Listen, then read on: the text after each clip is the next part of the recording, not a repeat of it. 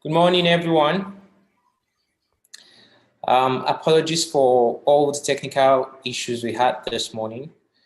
We only wanted to make sure that the people who are actually deaf disabled amongst us are able to participate in this class. And I really want to apologize, and also to anyone who's disabled and currently in the class, forgive us. I think as a society, we have just felt like everybody's just like us, and we forget that. Apologies for all the technical issues we had this morning. We only wanted to make sure that people who are actually deaf, disabled among us are able to participate in this class. And I really want to apologize.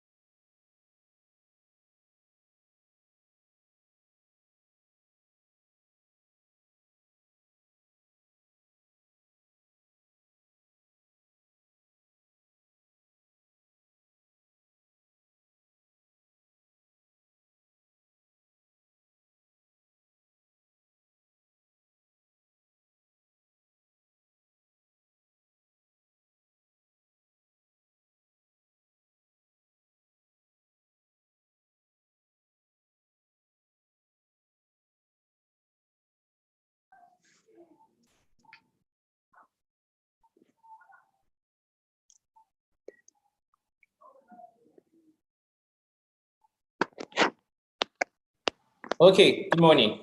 Can you see me? The lights, that's quite bad. Good morning. I think now morning, sir. Yeah, thank you so much. Hepzibah, good to have you.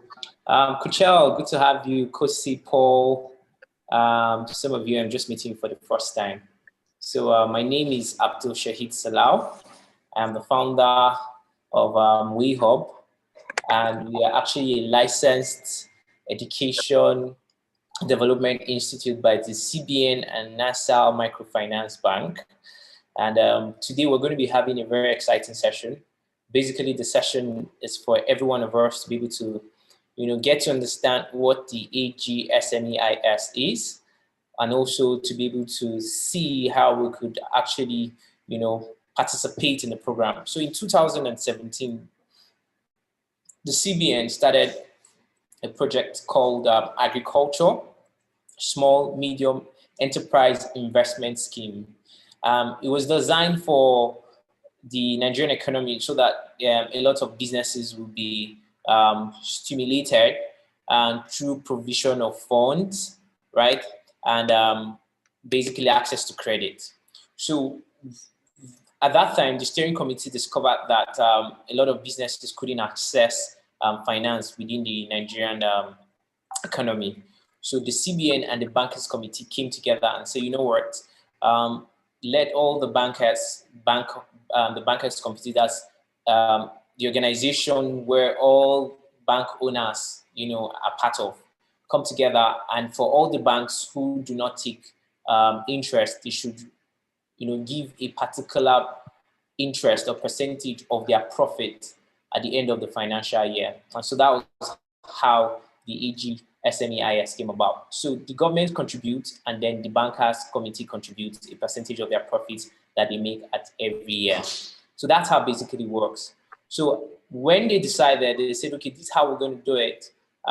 Every business who would be accessing loan from us would get a tune of up to 10 million naira, right? I'm trying to see if we could have better lighting.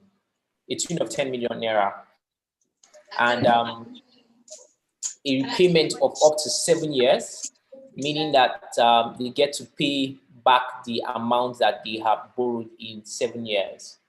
And then one other thing of concern would, okay, how much would this interest rate be? So they decided that it has to be a single digit interest rate. And this is really amazing, because if you compare what it means to have a single digit interest rate per annum in Nigeria, it's really fascinating. That means you have an interest rate that is lower than the inflation in the nation. Inflation is about 13% or more at the moment, but you have an interest rate that is way more than that. So in 2017, they said, we're going to make the interest rate 5%. 5%. So if you're taking 1 million naira, you're going to pay 5% of 1 million naira on a yearly basis. Now, in order for them to be able to curtail the challenges, especially when they give people loans, you know, people will maybe get the money and then they're going to use it to get married or buy a brand new car, or, you know, just travel abroad and you never see them again. So what the government decided to do was that we're not going to give you this money in cash. So we're going to give you this money as two kinds of financing. So you have what is called working capital and equipment financing. Please, if you have a question, you can drop in the chat so that I could just answer the question straight. So that's so we're going to have equipment financing and working capital. So what is equipment financing? It means if your business would involve you buying things like, for example, computers, machineries, processing machines, or whatever of those needs you need in your office, a car, a bike, you know, we're not going to give you the money. Just bring us the invoice from where you want to buy it. So we're going to pay directly to the seller. And so that's how it works. Then for the working capital, of course, you will not start a business and you will not pay people salary, right? Okay, somebody wanted to ask if they are translated. Oh, thanks, Hebzibah. Thank you so much for doing that. On YouTube, okay, let me press the link for YouTube. So this is the YouTube link, please. Watch from YouTube and then on caption. So Hebzibah, please, if you can just help me type watch from YouTube on caption for those who can hear. So they'll be able to go to YouTube on caption and it will be translating the things that I'm saying to the best of the artificial intelligence on YouTube. Okay. So,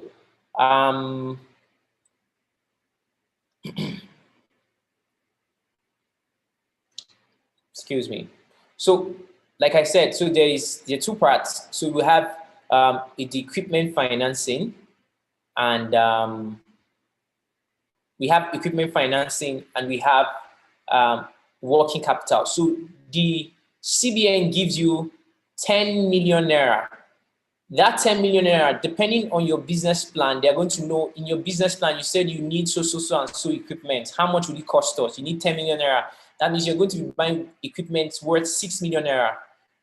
Give us the invoice of the company that you want to buy these things that are worth 6 million naira. So they are going to pay directly to CBN. CBN is going to pay directly to the sellers of this equipment 6 million naira, right? So you can have different vendors. Sometimes they are not even in Nigeria. Sometimes they are in Nigeria, but CBN has a way to be ensured that whatever you are buying, whether in Nigeria or outside Nigeria, you're able to pay for them.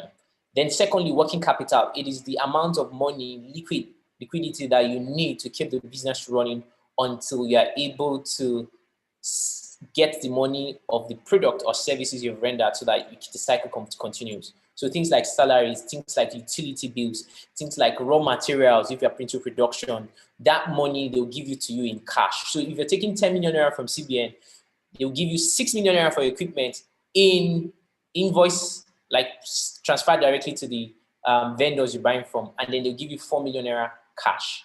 That 4 million naira cash is what you're going to use as cash expenses because you need cash within your business. I don't know if that is understood. Secondly, the CBN now said, oh, a lot of these small businesses have never accessed loans before, so they do not have collateral. They probably do not have what it takes to tell us that we have a guarantee of 10 million naira. So what are we going to do? We're going to ensure that all the equipment that are going to be purchasing from us, that becomes the collateral. So if you purchased an asset worth 6 million naira, it simply means that 6 million naira worth of good becomes your asset, your guarantee. You understand? It becomes your what's the collateral for the business. So CBN will be sure that no matter what happens, they're able to get back 5 million naira from you, even if you're not able to repay the loans back.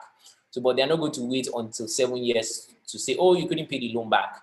So it simply means if your first year you default, second year you default, you should still have some cash with you now. Or those equipment are almost still very new, they can take it out from you because at least you made some money, right? So that's how CBN has designed this investment scheme. So you do not need collateral. You do not need guarantor. You only need a referee. What that means is that a referee, before your loan is given to you, you need to bring two people who are maybe clergy, maybe a pastor and imam, or you need somebody who's a civil servant who's above level 13. Yes, level 13 in civil service. So they will just write a reference letter. It's more like a letter of introduction. So they know that there's somebody who's in the society who's well respected, who will not want to tarnish his or her image, will be your reference while you are taking the loan. So most of you be asking, so as have people collected this loan? A lot of people have collected the loan, a lot. Quite many of them have collected the loan. For us, recently, we just got the this license, and that's why we are actually having, these are second training basically. These are first free training, and the first training we did was paid training. We've trained close to about 40%, and right now we wanted to ensure that a lot of people within Kaduna and in the north, or anywhere you're hearing us from, have access to this kind of information. So it's really genuine and real. You can search the website in Nigeria, that's National Microfinance Bank, I think .com, .ng, I guess. Just try and check. You'll be able to find out their website. However, if you just type AGSME, AGSMEIS on Google, you're going to see a lot of valid information about them. And you can go to CBN to check the reputation of the information I'm giving to you. But these information are very valid, and there are a lot of people accessing this loan. So thousands of people have been accessing this loan. So it is not meant to stop. At least for now, we know that this loan is supposed to be accessible from now until 2023 before the new government will come, because it was actually a policy that started when this government came into being. So as long as banks are making profits and government is not yet broke, this plan will still happen. So between December, January, and latest in February, people who applied or who are intending to apply should start getting disbursement. So because the timeline is supposed to be 3 and maximum 4 months for you. If you're slow, if you do not have all your documents that are needed, then it might take 4 months, but it's supposed to be 3 months. So they are done in batches, meaning because you applied today does not mean you're going to get it first. So they're going to get a lot of people. Maybe they'll say the first 1,000 people that apply, we're going to start processing them. Then after we're done with that batch, we're going to take another 1,000 people and we're going to process them. So that's how it is. So, and as long as people are paying back the loan, you should be able to sustain it. So the first people who took it in 2017 are meant to pay in 7 years maximum. So you see that there's time for that to happen. So this is basically what we intend to tell you about the AGSMEIS loan. And secondly, for you to access this loan, there are organizations called or accredited by the CBN and National Microfinance Bank. They are called EDI. And EDI means an Enterprise Development Institute. So they are there to help and support businesses, emerging businesses, startups, to be able to gain ground, get the right market, network, support, business support as much as they can so that they can be able to build their businesses. So we in Kaduna here, we're actually an EDI who's actually providing that services to a lot of businesses currently. So Cbn-Agsmeis Microfinance Bank expect anyone who would access the loan should have gone through a training. So that's why a training is compulsory. The training is compulsory so that they can understand that you understand what the Agsmeis is, one, and also to be able to get all the necessary knowledge base that is needed to succeed in business. However, this knowledge base is not something you get one time. It is something you continue in. You have to keep learning. It's important. You have to keep learning so that your business can succeed. So success is a priority of an EDI, that every business who access a loan or credit from any organization or individuals, they succeed, right? So basically, in summary, this is what Agsmeis is about, and a lot of people do not know about it, or a lot of people know about it, but they don't know how to go about it. So after your training, the EDI, like ourselves, now opens, or you can access the portal yourself, but the EDI now accepts you. They give you your ID. So your ID in terms, what that means is that you have to have an ID number, to be able to be accepted into the portal to submit a business plan. If your EDI do not accept you, you have a portal, but you are not accepted. You can create an account, but you can't submit business plan. So that's where we come in. So you have to be accepted. And being accepted means that you've done a training and you have a registration number with us, right? So that's very important. So with that, you can now submit your business plan and then continue with your steps, right? So I won't want to spend a lot of time talking about what it is and what is not. If you have questions, that would be great. There's a lot of information on the internet that you can use to find these things. But most importantly, I know you're part of this class because you want to learn and understand some things. And based on that, I'd like for every one of us to, get ready while we'll start the class.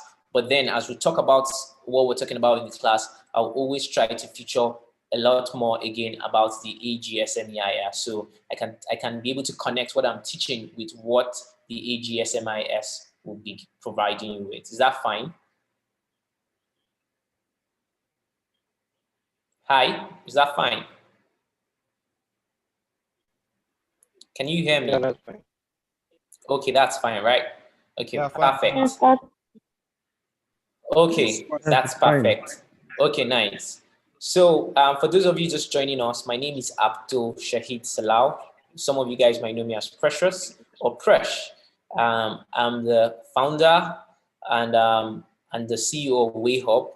I run this company with my other partner, who's also a co-founder, but he doesn't run the hub at the moment. He runs the media part of our company. And we are an innovation hub. And what that means is that we support and inspire young businesses, entrepreneurs to be able to develop solutions to problems in agriculture and in education. That's what the hub is mainly for. So, but the experience captures beyond agriculture and education. It's just what the business has decided to focus on, because that's one of the prevailing problems we have around us in the north, and another opportunity we see to be able to build businesses that truly succeed, right? So I know some people are just joining us again and they can't hear us. So I saw a chat, because the person is just joining, cannot see previous chat. So Hepsi, but please, I'm sorry I'm not paying you for this, but then we'll talk about it. Just kindly repost what you posted previously with the YouTube link so they can connect via YouTube. Yeah. So so that's who I am. So today we're going to talk about the act of start. Ooh, the act of start. Has any of you started anything, or you actually having something running already? Please, you can speak. Anybody started anything? I'm going to call somebody out. Emmanuel Joseph, what do you do? What have you started before? Or what are you currently doing? Basically, nothing. But I am looking to go into what's it called now? Agriculture, more of building a greenhouse and then um, farming tomatoes or something. Oh, that's awesome. Awesome. Great.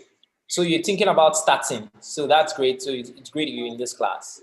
Priska, Polycarp, have you started anything before or are you seeking to start out something?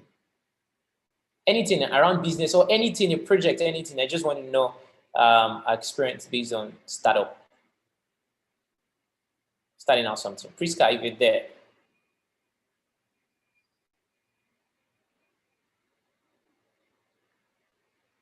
Hello, Priska, are you there? Okay, since Priska is not there, Emmanuel Joseph.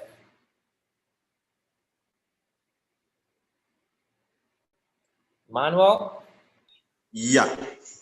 Thank you, Emmanuel.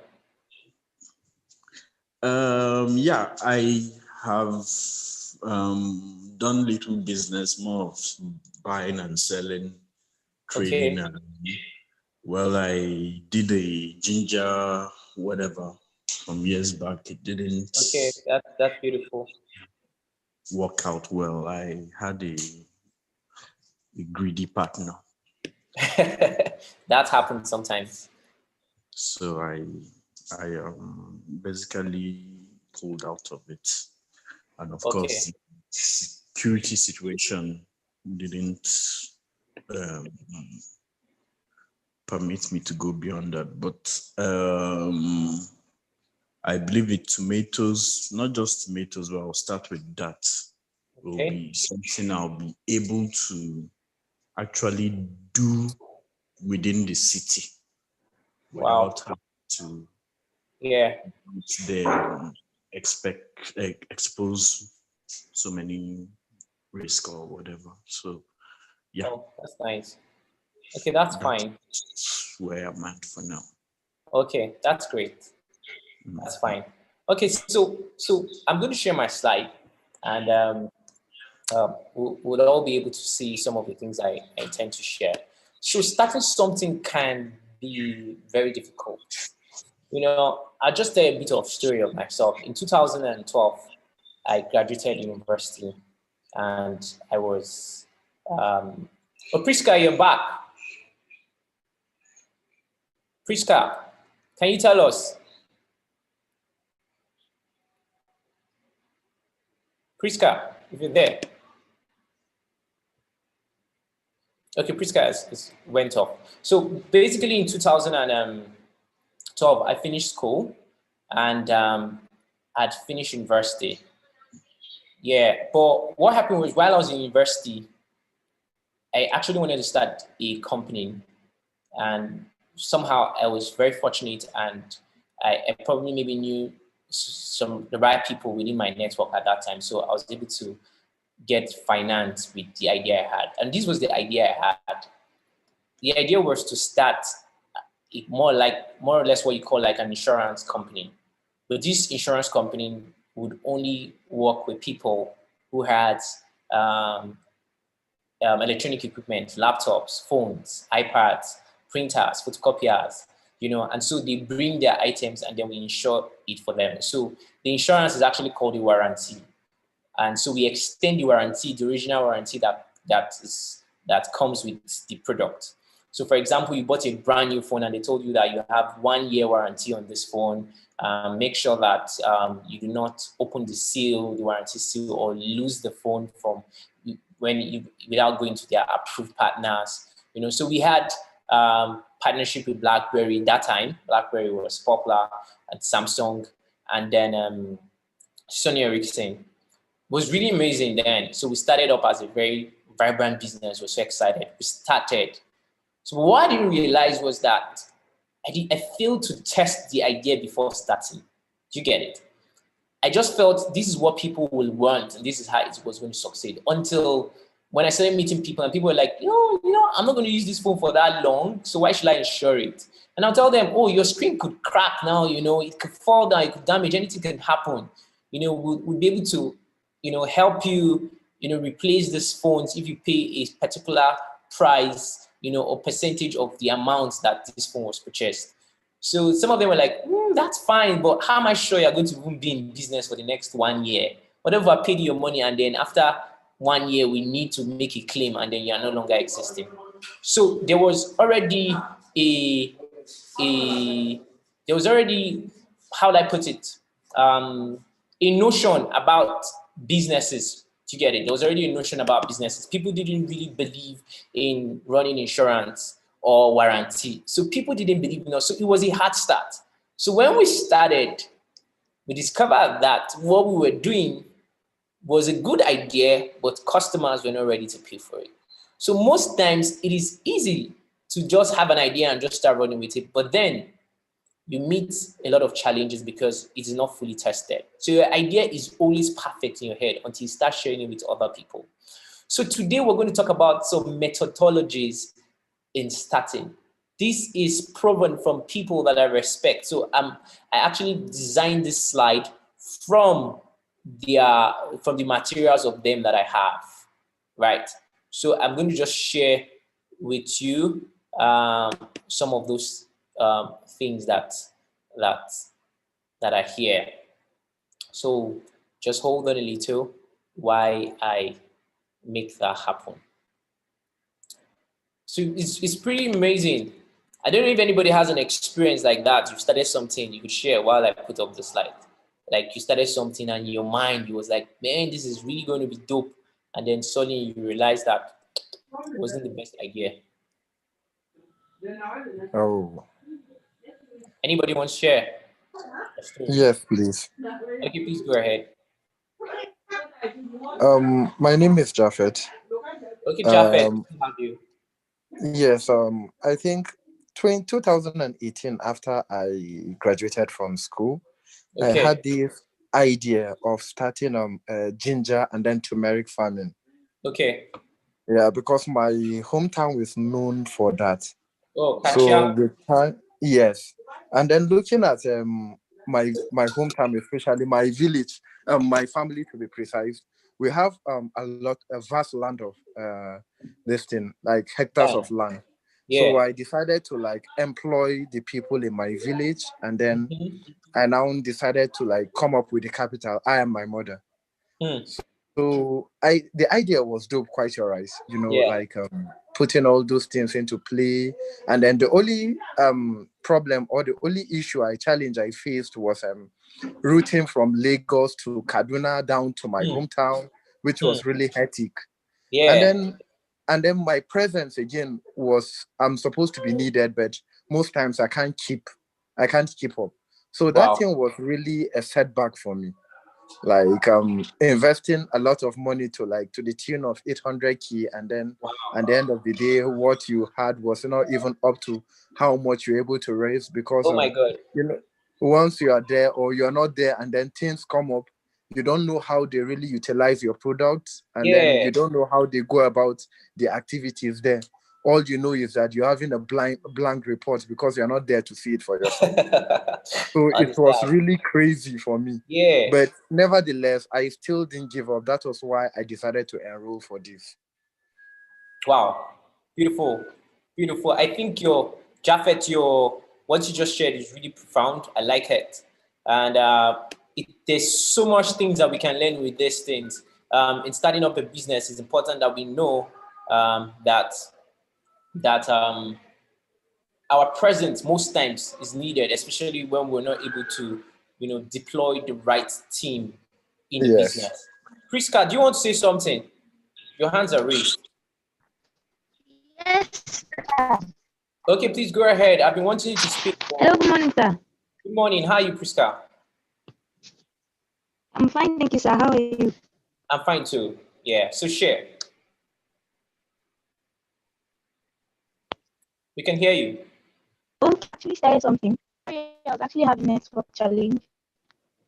Okay, network challenge. Yes, sir. Can you hear me? Yeah, I can hear you. Okay, I actually started something. I'm into the fashion industry. I I produce bags, I produce shoes, and I teach people. Okay. So, it was more of like a challenging thing for me to start without capital, without tools and a lot of stuff. Yeah. So I had to take a bold step to just start something actually. So along the line, I had people that came around, registered, although I was not having money to keep up with this thing. So it was what they brought, like the money for the registration was what I used to buy some things and then use it to teach them. And that was how I kept doing it. Wow. So how's the business now? That, yeah, it's been going on well for a while now. Okay, that's fine. That's fine. So I'm very hopeful that you will learn quite a number of things today from our class. So there's this guy called, his name is called Guy Kawasaki. And Guy Kawasaki is like what you call a marketing guru. He knows how to sell anything. He calls himself an evangelist, you know, so he sells different businesses, you know, so he's worked in, he worked with Apple in the early years. He was one of the biggest evangelists at that time of Apple II. And then he went on to become a founder of, or rather an investor of different businesses in Silicon Valley. And one of the prominent one that you might know is Canva that you use for designs. So he wrote this book called The Act of Start. And I've read the book and it's very interesting. So I took some of the things that we're going to be sharing today from his book. So if you want to read the book, it's a great book. It's called The Act of Start. You can find free PDF versions online if you're interested in reading the book. So we're going to talk about the Act of Start. And with my second slide, we're going to be having these making these discussions, you know, that are numbered. And let's just start from the very first. So now, making meaning.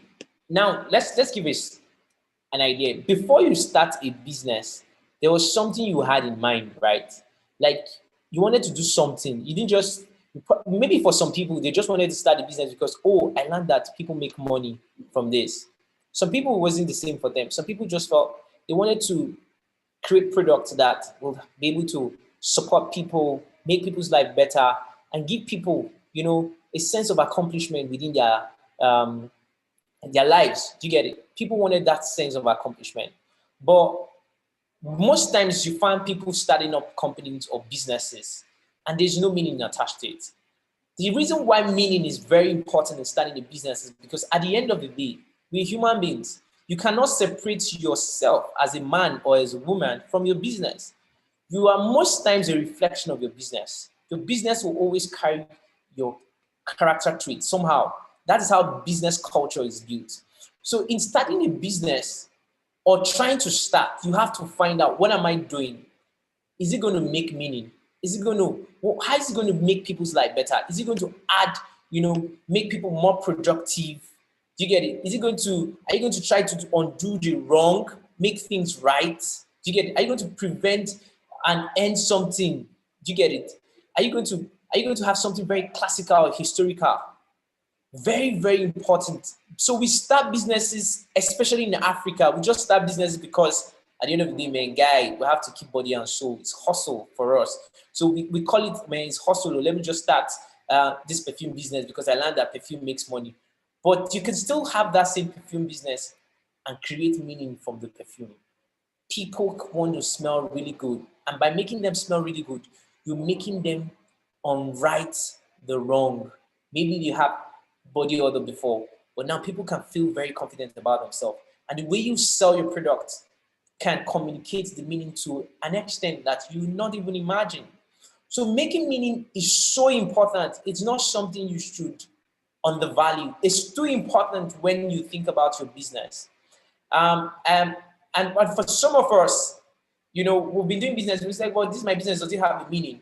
Actually, there are businesses that do not have meaning. Really, it doesn't have meaning, you know, because rather your business or the business some people have started would rather make people to, you know, make their life worse off. For example, somebody who's into drugs, when I mean drugs, hard drugs, is not, the business is not coming with meaning. You don't want to be found selling cocaine, especially when it's not for the medical case. It's for people to become addicted to it. So you're making their lives worse off. So that business doesn't add meaning to people. So it's very important that when we're starting out a business, we should ensure that we're able to come up with ideas or services or products that adds meaning to people. Some of the key things you should look at is, does it maximize people's productivity? Is it enjoyable? Does it make life easier? Another thing you should look at about is that does it make the right, or does it make the wrong right? Like you have in a company, but is able to create things that can solve a huge problem. For example, we have a lot of children or people in Africa that die of malaria. How can you create a business, provide a solution that malaria can be reduced to a very large extent? So you're making the wrong right. Do you get it? So does it prevent the end of something? Do you get it? Does it prevent the end of something good? Do you get it? Does it preserve something classic or historical? Do you get it? So whether you want to go into tourism, those things, you need to think about them. They're so very important. So that is us communicating meaning.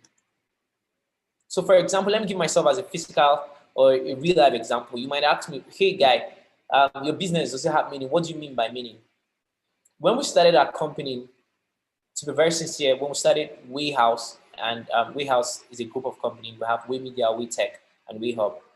When we started Wayhouse, for us, it was how can we be part of the solution that is going to change the African narrative?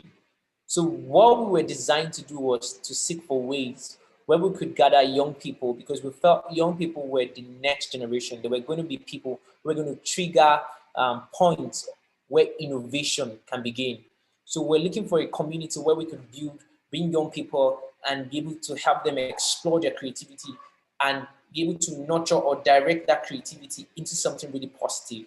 So one of the ways we found was we could stimulate them so much that we can nurture their creativity into media, into technology, writing softwares, or creating web apps, or developing programs. Do you get it? Or solving problems within the sectors that we're interested in. And then right now, we've made it more legal, putting up a community where thinkers, creatives can come together, you know, change makers can come together and think about solutions that will not only make lives better, they can also make their own lives better and become profitable. And every day we wake up in the morning because we know that this will keep us on our feet. When I'm sleeping or when I'm having a conversation with people, just realizing that, you know, I'm doing something so meaningful and I want Africa to change. The narrative of the continent of Africa can change if I do this my own little part. That keeps me on my feet. That is meaning to me.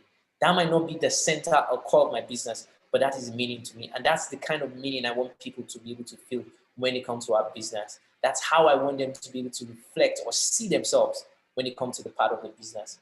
And if for you to make meaning, you must know that you must be able to remind yourself on a daily basis. You have to remind yourself, why am I in business? Why does this business exist? Why will the company not fold? Why will the team that I've hired believe in this business?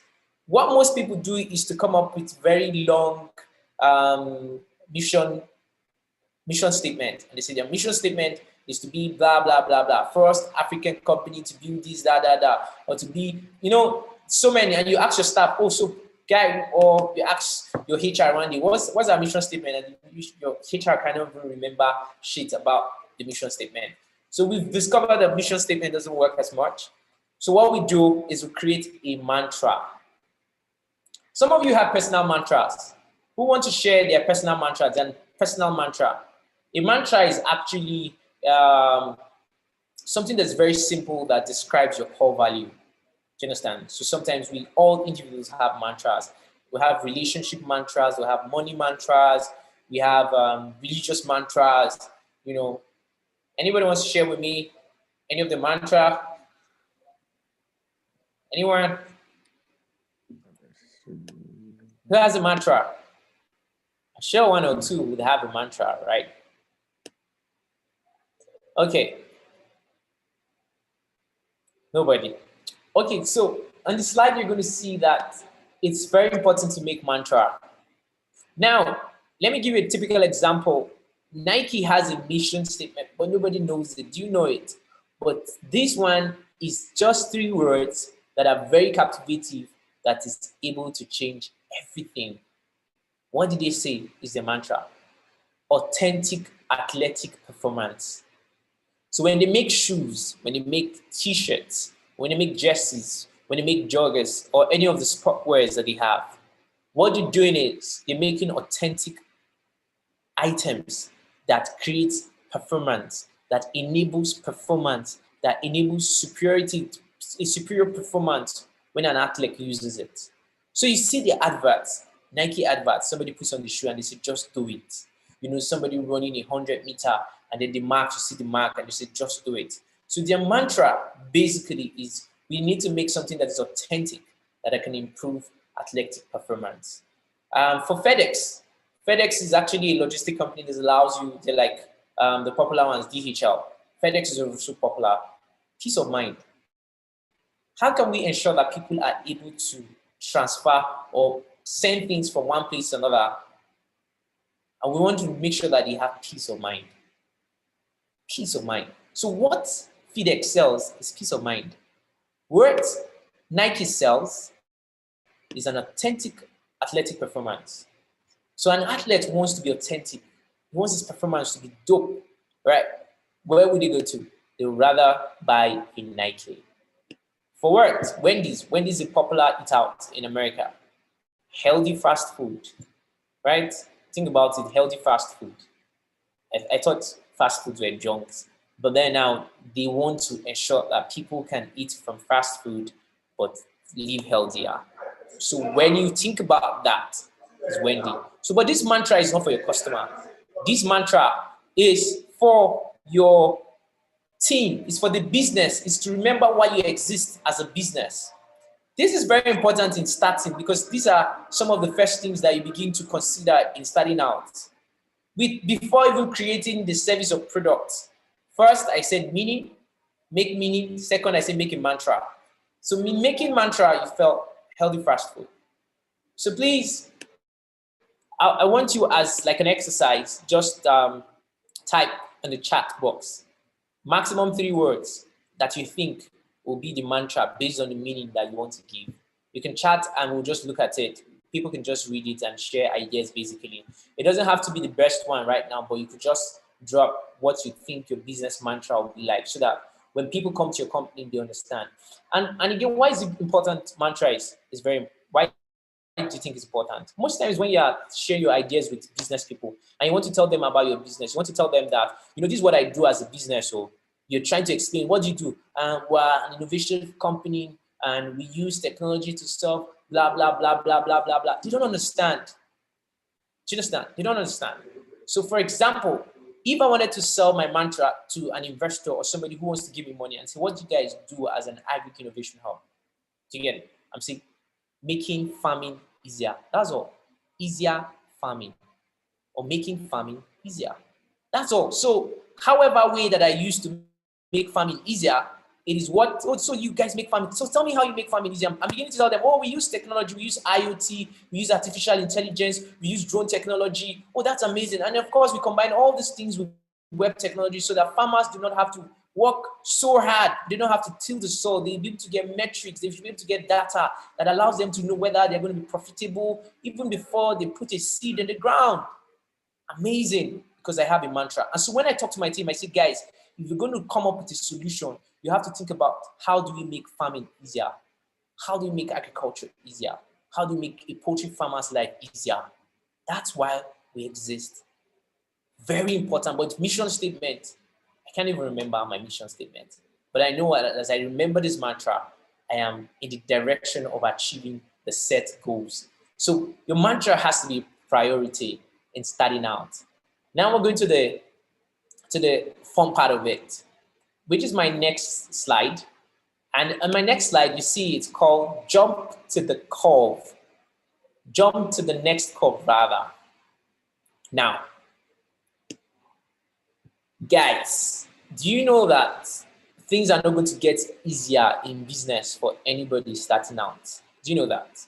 Who agrees with that? Do you think, oh, you're just going to start up a business and it's going to be so easy? Because most likely you're doing something that 1,000 or 2,000 people are already doing.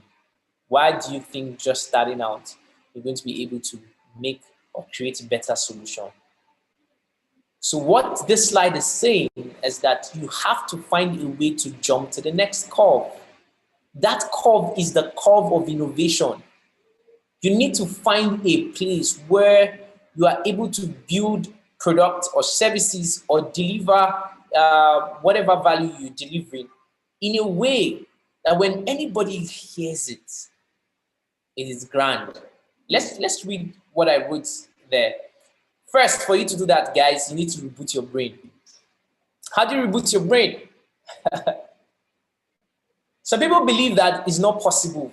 It's not possible. They just feel, guys, no, it's not possible. Oh, hey, I want to do that. That thing if you work now.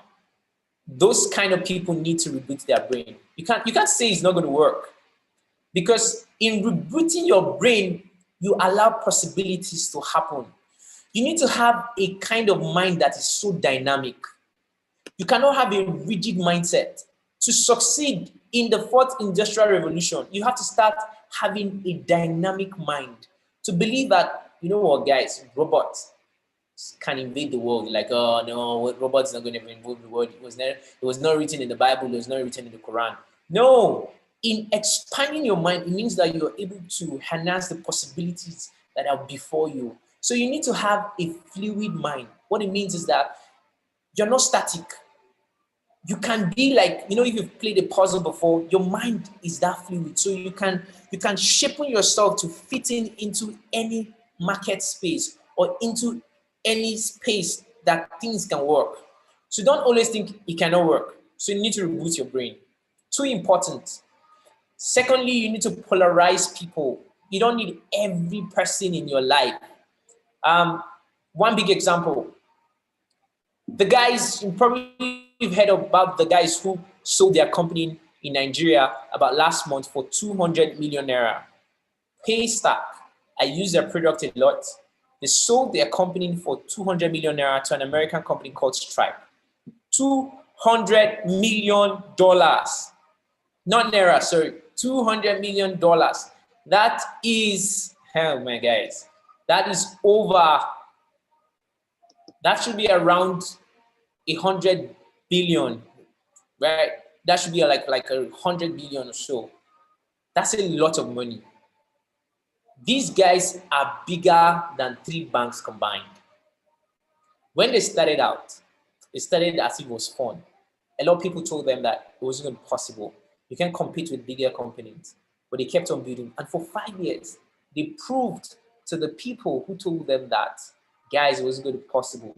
They proved to them, they proved not to just to them, they proved to themselves, and they proved to African continent that, guys, it is possible. And so now a lot of people in the ecosystem are so excited. You know what? These guys were able to sell their companies for $200 million. And for God's sake, they didn't leave the company. They made them to become the president and the vice president of the company. So they are still leading the company.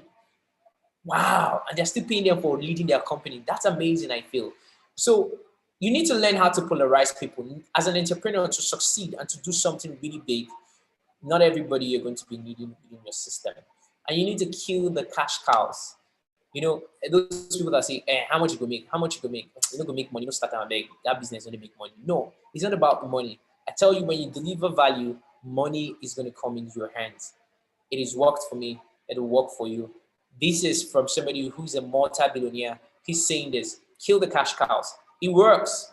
So one typical example in jumping to the next curve will be, you see, great companies are not created when a book retailer says, oh, guys, we're going to change the way books are sold. Instead of carrying 250,000 titles, we're going to carry 375,000 titles. That's just, you just added 25,000 more to it. It doesn't work that way. You need to say, oh, this is what is happening. 225,000 titles of books are being sold in bookshelves along the entire book chains of a big library. Amazon said, we're going to carry 2.5 million. Wow. I don't know if you get it. Somebody was doing 2.5, 250,000, and somebody came and said, we're going to do 10 times more.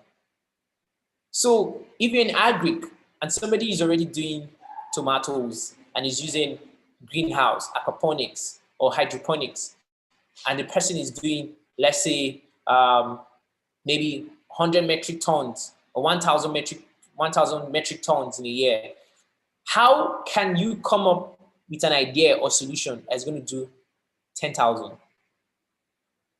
That's the idea. That is jumping to the next curve. You need to tell yourself it's more so that when you jump, it's easy for you to find yourself in a place that can serve as a springboard to move consistently to the next level.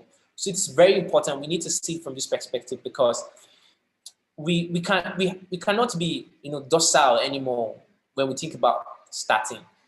You're just there, you go work. Let me just try this one. Let me just invest this 1,000. You have to go all out. If this is what you want to do, do it. Focus on it. Make sure that you are able to achieve the things that you set your mind to do. Now, let's go into getting going. Now, we said first, make meaning, make mantra, get to the next curve. Now you have an idea. How do you start? How do you start? So what's the first thing you do once you have an idea, guys? Tell me, you've had an idea before, in the middle of the night, you wanted to call a friend. Hey, I have this great idea. I'm going to change the world. I have this great idea. I'm going to start making money. Share with me. Victoria. Hi, Victoria. Hi, good morning. Good morning. Yeah. Good to have you. Tell me, what's the first thing you did when you had an idea? What did you do? I pen it down. Wow, beautiful. Okay. What next? I start working on it, basically. Let me see if it's feasible or if I'm just dreaming. Oh, wow. So how did it go? Were you dreaming or was it visible? Okay, I think over the years, I've had like a lot of ideas, but I make it, how do I put it? Like, I have to have passion for it to do it. I think that's what has helped me throughout the years. Okay. So I just do things that I feel like will excite me, and just, I do it like effortlessly or seamlessly. Like I have fun doing it. So presently, I'm into makeup and skincare. Okay. So I just try to see, okay, learning doesn't stop, basically. Even if you learn today, you keep learning tomorrow, you keep learning every other day. Excellent. So, yeah. So I just try to see, okay, if I'm doing it this way, how has the trend, changed things, and how can I improve? Oh, beautiful. But the problem I now had is, over the years, because of my love for it and passion, I've just taken it as a hobby.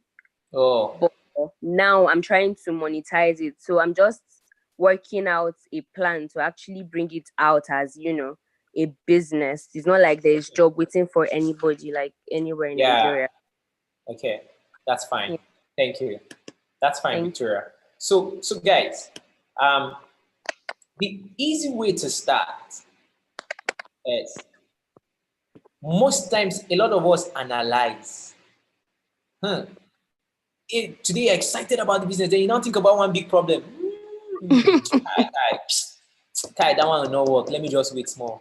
Sometimes you're like, Kai, I'm still working in this job. Let me wait more. Or sometimes you think about, when you now remember that, the money is 500 million naira to start this idea. Maybe it's quite big. It depends on what level you're working. Or it's 500,000. I don't have it.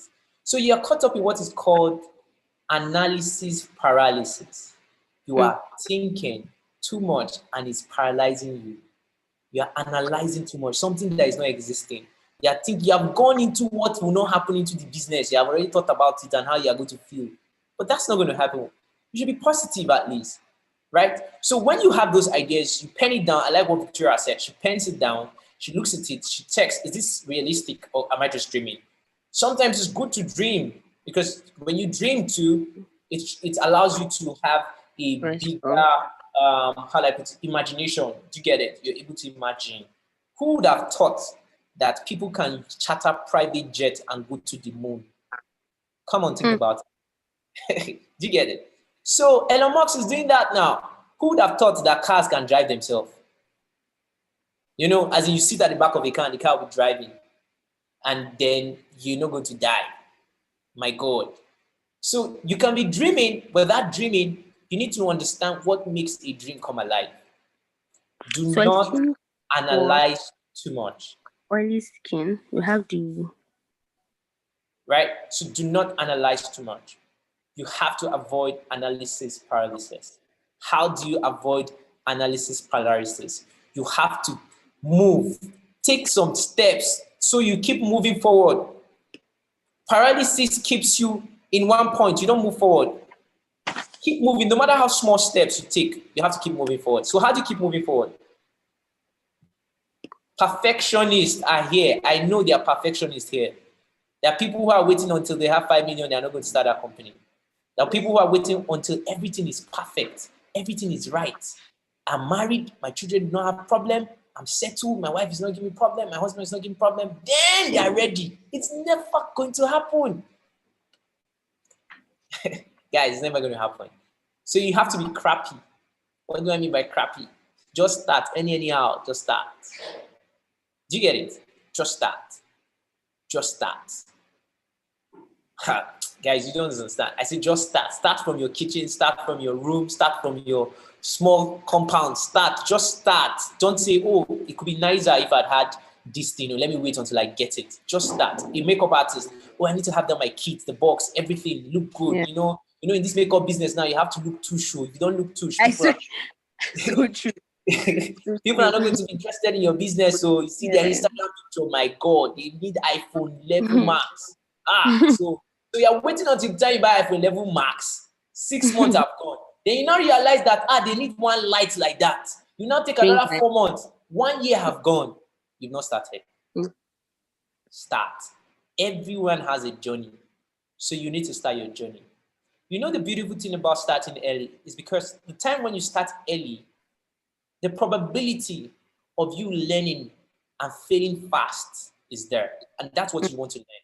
You want to learn fast and fail fast. I don't know if you get it.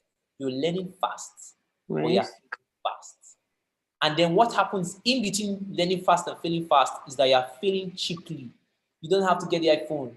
You don't have to get the light. You don't have to get the shop. Now that you have learned in your house, you have failed in your house, you know when you get a phone or get a shop or get an office space, come on, you're going to be very successful. So move forward. Second thing, don't type. Don't go and be writing the idea on a book. Blah, blah, blah, blah. You're just typing one big, long business plan.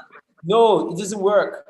You'll be writing it. You'll find out nice English. You know, when you read it, you're happy. And there's no money coming out. Don't type. Prototype. Do you know what it means to prototype? Who knows what it means to prototype? Maxwell. Maxwell, what does it mean to prototype? Hello, Maxwell.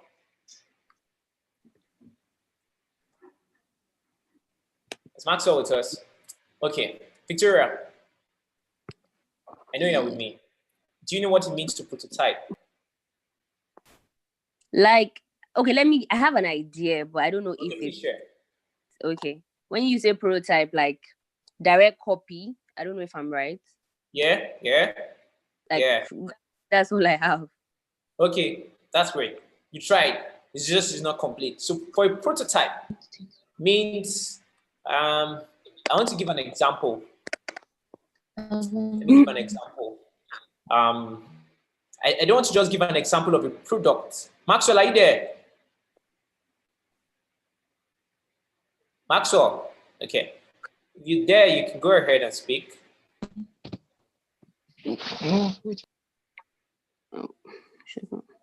Maxwell?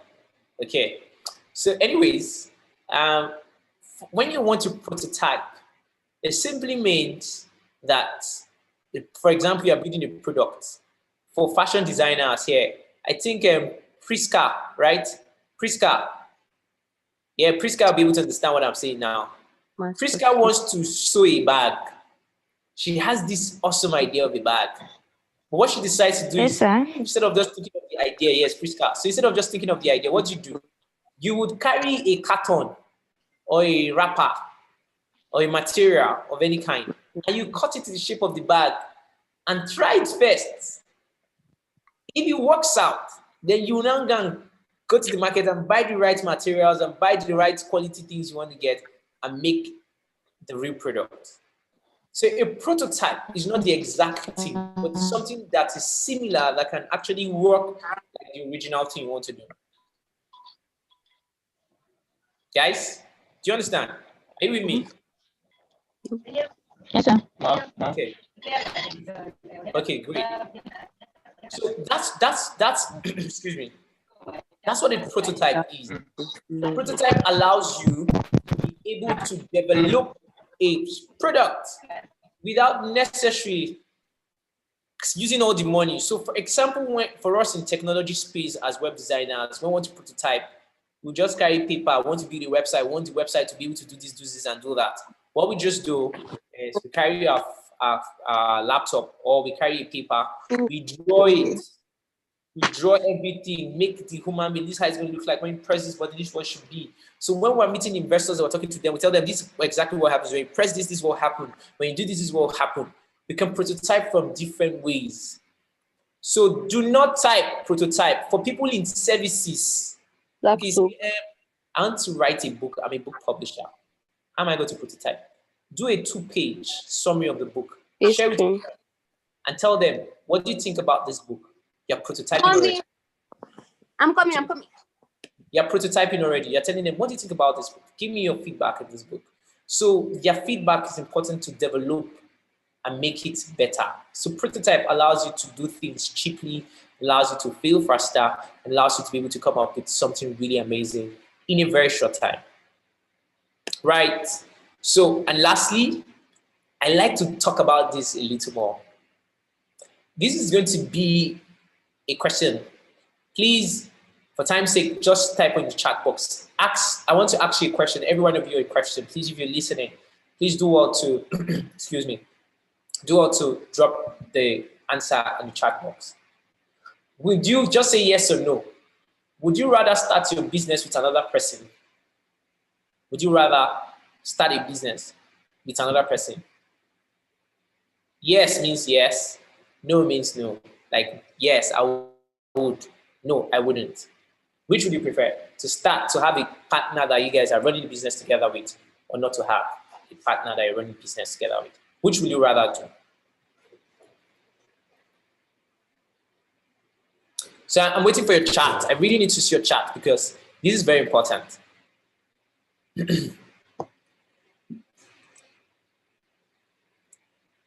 Okay, I cannot see your chat yet. Okay, nice, I'm seeing it.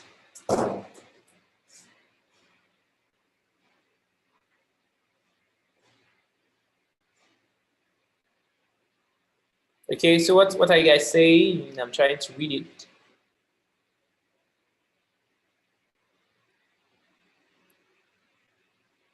Where is it now? Okay, I'm saying it. Yes, yes, yes, yes. Oh, beautiful, beautiful. I'm seeing a lot of yes. Mock-up. Yes, Usman Barakat. Thank you. That's actually mock-up. Yes, yes, yes, yes. Yes, yes, yes, yes, yes, yes. Oh, beautiful. That means I have a very awesome people listening here. So it is called finding your soulmate. In business, you also need to find a soulmate. You need to find that guy or that woman that will fall in love with the vision, that will be passionate about the idea, that would commit himself or herself to the success of the business. That is finding a business soulmate. A lot of people in Africa do not understand why it is important, because you you did not have, like I said in one of the slides or when I was speaking, you need to open up your mind. You did not open up your mind. You allowed the things your parents told you, what society told you, and you made it to become your truth, which is wrong. Is there a downside to having somebody else who will partner with you in business and start a business together? Yes, there are downsides. But the good side outweighs the downside. That's what you need to understand. You need to find a soulmate. Now, let me give you a real news. There's a company called Talent QL.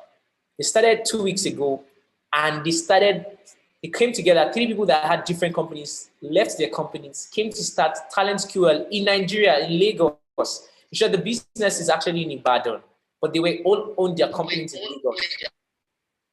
And what they did was, they went together, started a company together, and because there were 3 of them, they knew that this guy has been very successful in starting Jobberman. If you know Jobberman, Opeyemi, do you understand? Opeyemi is the founder of Jobberman, or rather a co-founder, one of the people who started Jobberman. Met another person called Yusuf. And Yusuf is the chief editor of TechPoint, and one of the other partner to making 3 of them. And because they know all these guys have started a very successful company, they're really doing amazing well in the different companies that they've started all together. And the 3 of them resigned from their positions in those companies, came together, and do you know what they did? They started this company called Talent QL, and they got investment. I did not say loan. No. You know, here we're talking about loan, money to pay back. They got money not to pay back. $300,000. Check it on Google. Type Talent QL. Talent QL seed round investment. You're going to see that Talent QL has raised $300,000. $300,000. Anybody who wants to do that math, that's over 100 million naira. How many of us here want to come together and they say, guys, you are the only one who want to give you money, and they're going to give you 100 million naira to go and start an idea? I don't think there's any of us here that one person, because you're just you, and they give you 100 million naira to go and start a business. Don't return the money. It's an investment. We believe in you that this business, we know, we're sure that you're going to succeed. Why people invest in companies like that or in people is because you have a track record. So in writing a company profile, most times you see when people are writing a company profile, they don't say, I have, like your resume or CV, you can write, I have 5 years experience. But in company profile, we add our experiences together.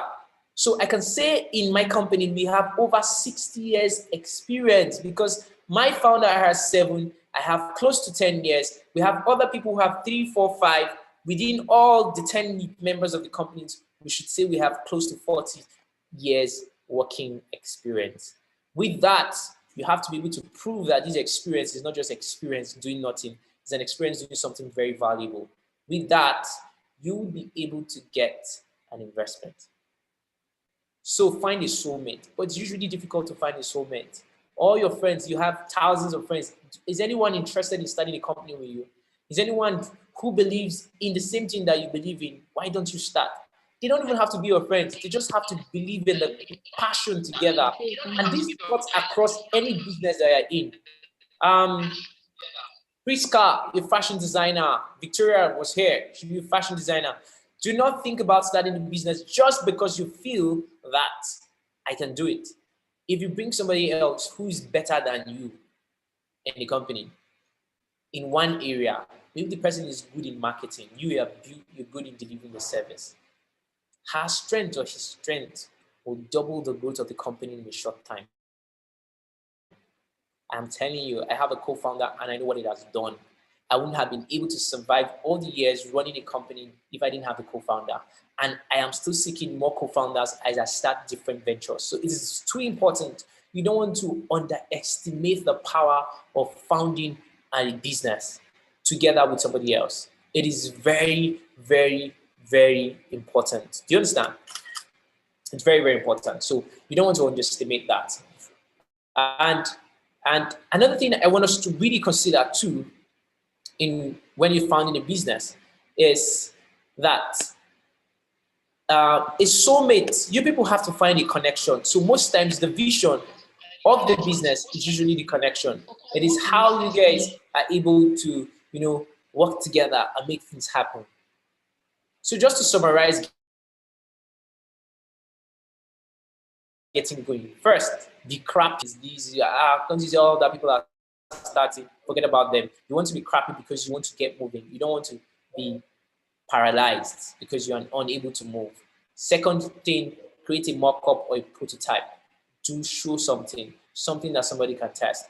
Third thing, find a soulmate. Don't try going to start yourself. Find somebody who will believe in the vision with you. The soulmate of the business can be in Nigeria, can be anywhere. Find the person and start it. And you need to think again that you need to know that you're a global business person. Don't think always very local. Don't think that your business will start and end in Kaduna. Your idea, your business is going to start and end in Sabo. Or if you're in Abuja, your business is going to start and end in Gariki.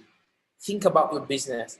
My business starts in Sabo, but it's going to go as far as United States. It's going to go as far as China. It's going to go as far as UK. It's going to go as far as Canada, Bulgaria, and other parts of the world. Think about where your business can go.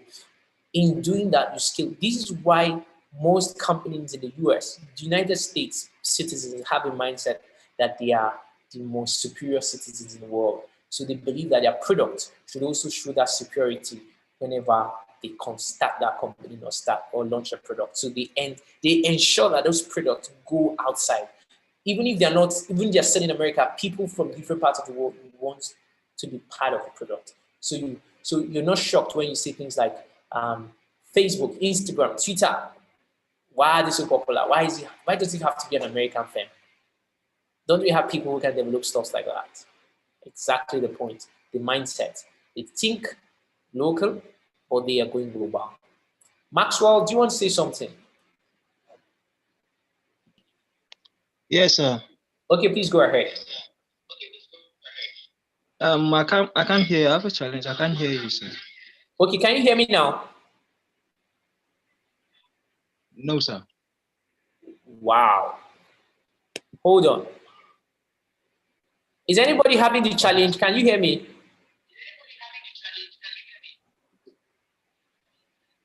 Anyone? Can anyone hear me? If you can. Yes, I can hear you loud and clear. Yes, I'm hearing you, sir. I can hear you. Okay. So Maxwell, can you hear me now? No, sir. Wow. And you are responding. Okay, I don't know, Maxwell. Responding. Yes, Maxwell, I don't know, just maybe it's just a technical something in your phone, but when I say, can you hear me, you say yes. But then if you can't, maybe for some reasons, I don't know, you can go on YouTube and check. I'm streaming same on YouTube. So let's just continue. So I said, think local, but make sure that your business is going global. That's the idea. That's the idea, guys. It's very important. Yes. So now the next thing in starting, I wish, Kuchal, you're here. Great to have you, Kuchal. Great to have you, Kuchal. So the next thing that we should consider is to niche yourself. What does that mean? Yeah, thank you, sir. Thank you. Okay.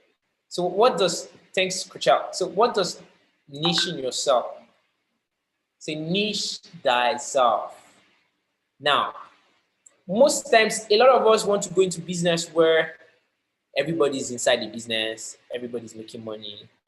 That's cool. Like if you can find that kind of business that as long as you're in this business, you're going to make money and then everybody can participate in the business, that's fine. What if that's not what's correct? If that's not what is obtainable, if that's not the reality of the business, what do you then do? Question, what do you then do?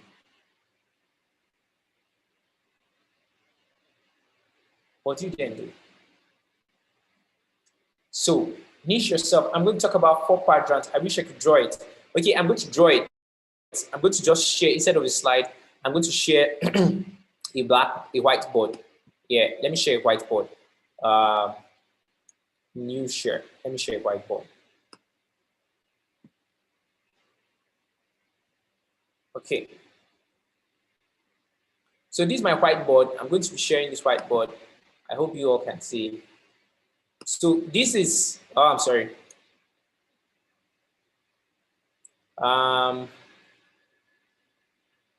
This is, think about my lines. I'm sorry about the line, but think about a box like this, right? A box like this, 4 quadrants, right? I'm sorry about the line, guys. I'm using my mouse to draw it. But think about a line like this, right? Now, in this your line, you're going to have something called high value, low uniqueness, right? You with me, right? Yeah, I think you're with me. So you're going to have high value,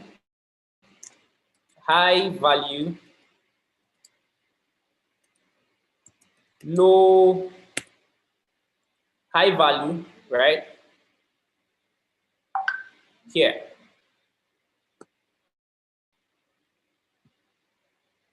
Then you're going to have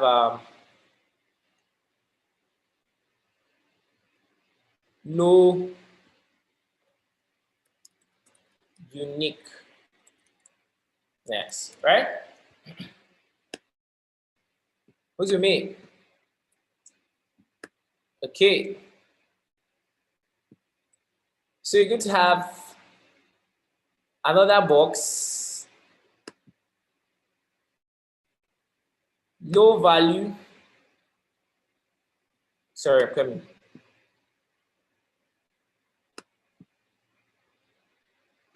You're going to have high value, low uniqueness in the first box.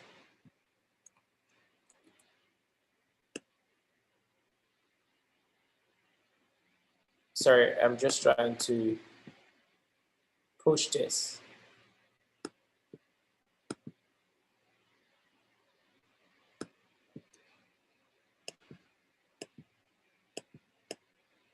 High value, low uniqueness. Sorry, I'm just going to be fast. You guys have low value,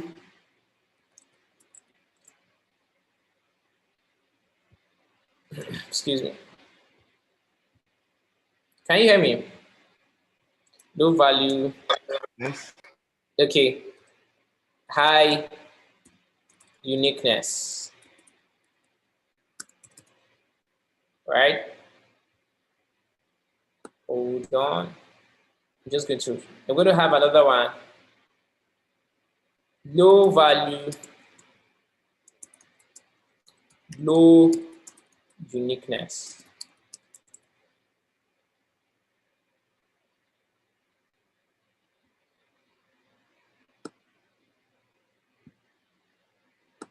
So let's put this here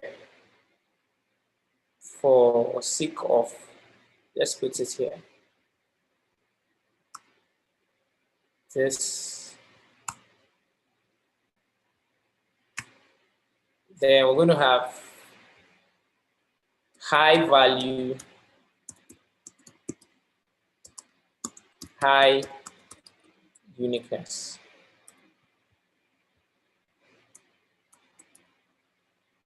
Uniqueness. Okay.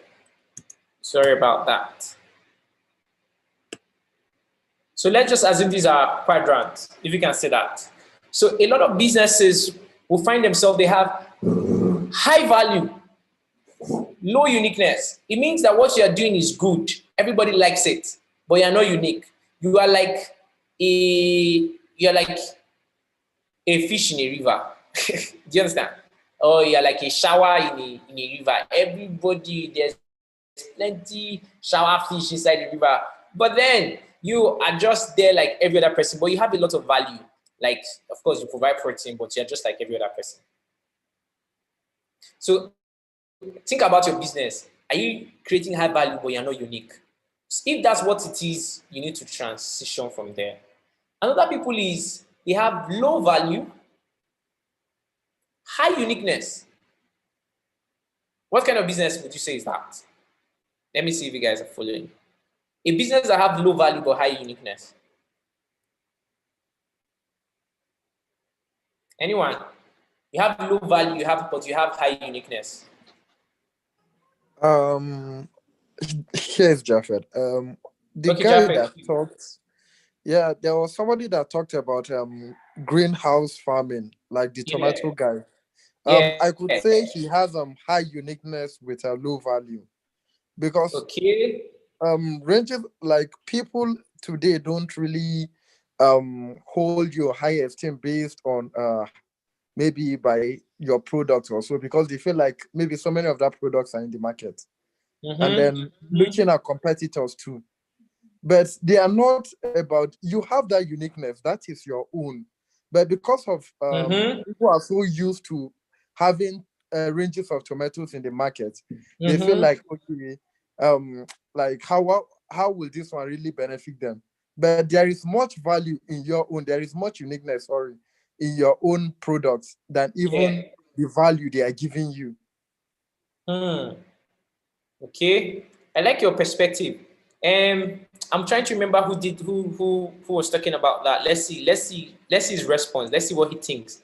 Whether his business is low value, high uniqueness. That's his who would that be?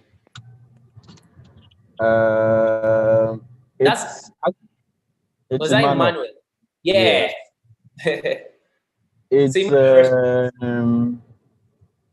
It's actually how do I put it? Yes, it's the uniqueness stands in being that I intend to provide the commodity year in, year out. Okay. So it's not going to be seasonal. Like now it's really the time for tomatoes if we all follow the markets. Later during the raining season, it becomes expensive. So the greenhouse helps me kind of like control the environment. So you can have it at every season. At any season. So that's the uniqueness about my own idea.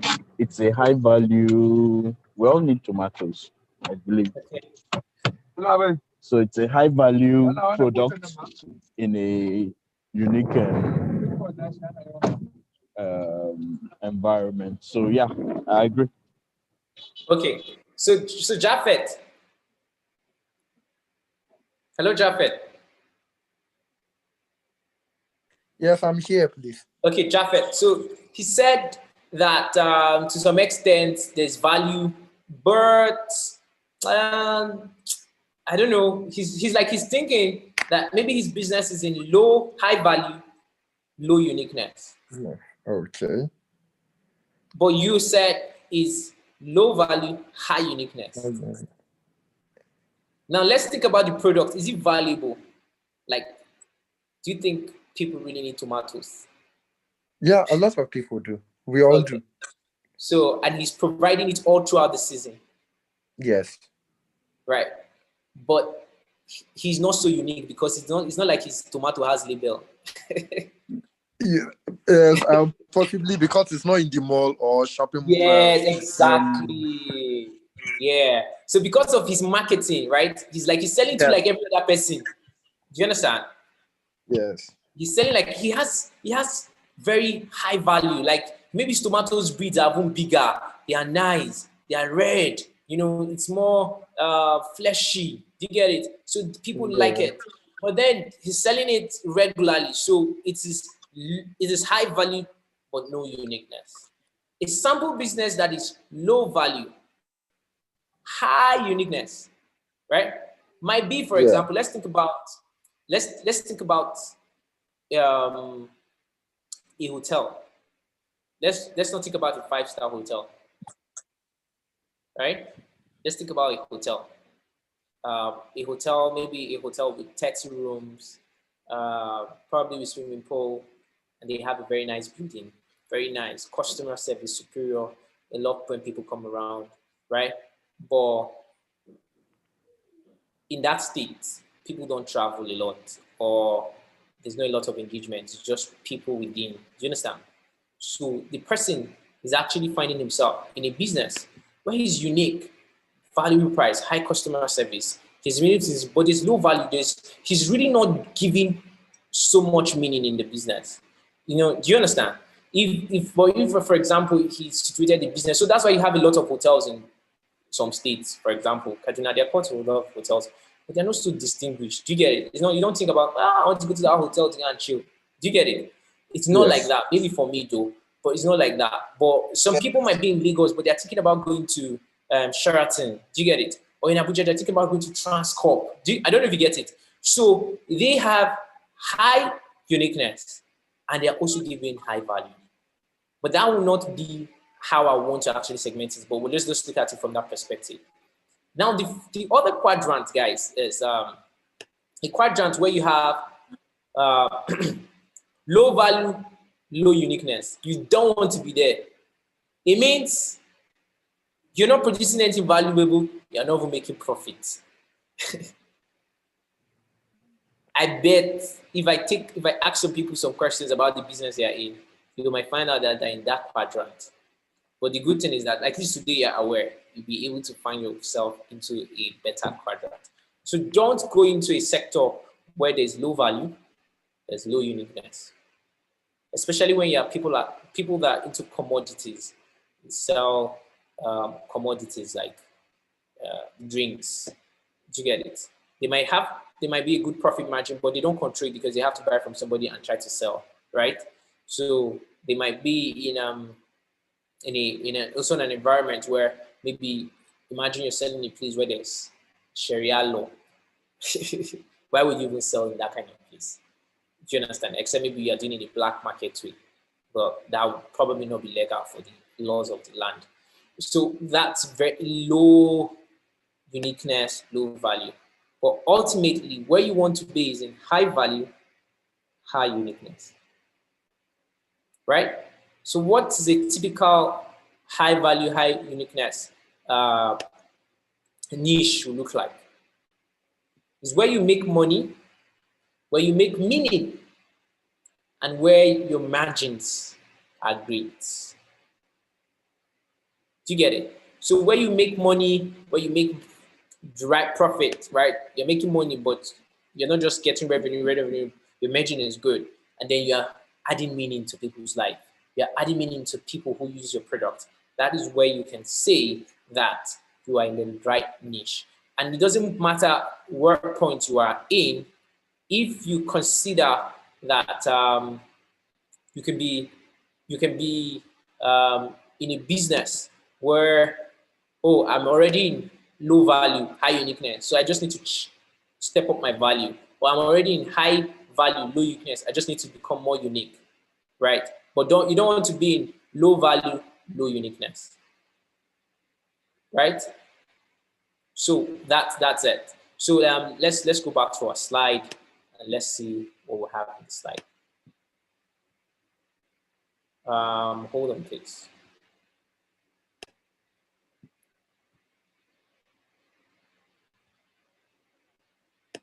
I want to share this slide back. Okay, can you see the slide?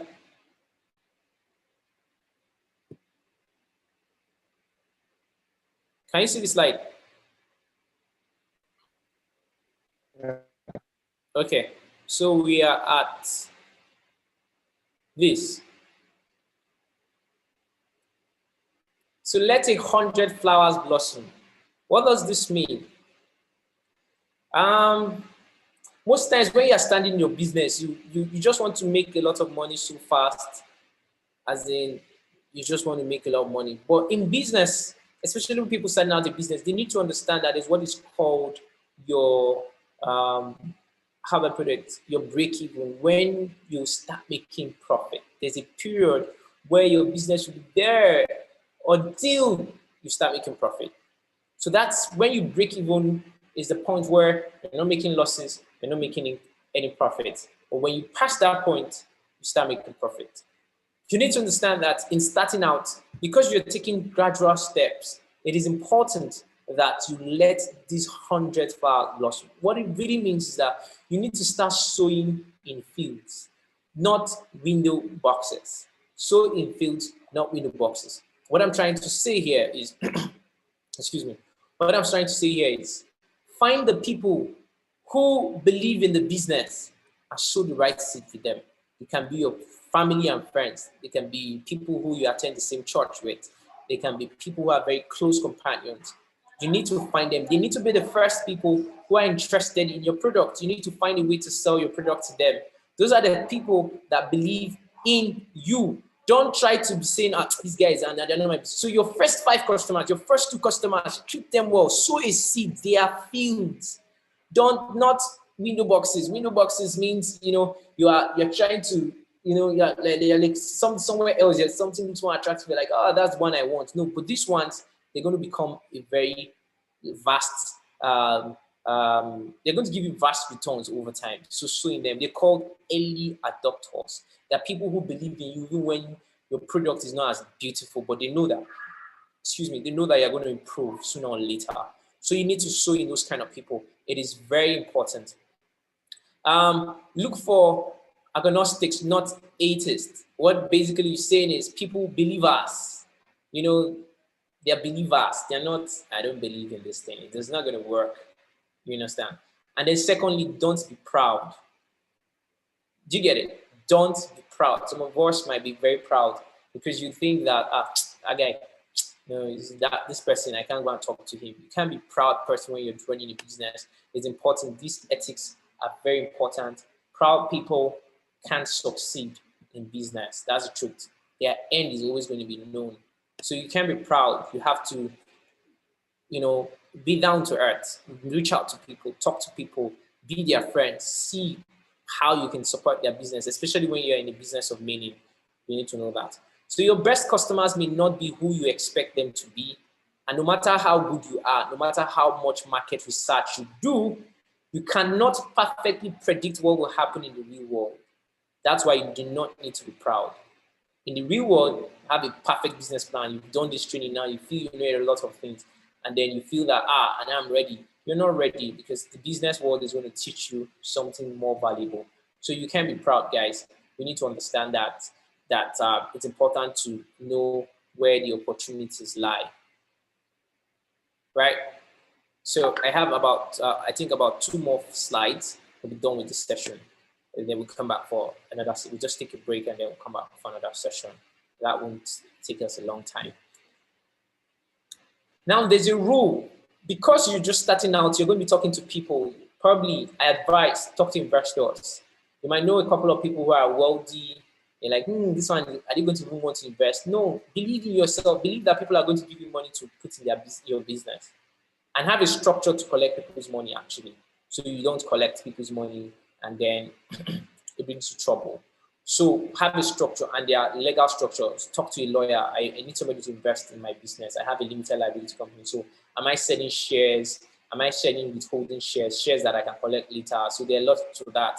So that's why one of the benefits of registering a limited liability company, because you can use your company to raise money from individuals, not public now, individuals, people you can meet. Oh, I want to sell 10% of my company for 10 million naira.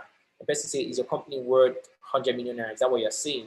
Yes. So immediately give me 10 million naira in my company is now worth 110 million naira because, or rather 10% is worth 10 million naira. Now you're giving me 10%, which is 10 million naira. So I have 110 million naira. So the company is now worth 110 million naira. So it's post valuation rather. That's another topic for another day. So it's important, when you register a limited liability company, you can raise money legally. Government allows you to do that. Talk to people. They can be friends and family. They can be colleagues at work.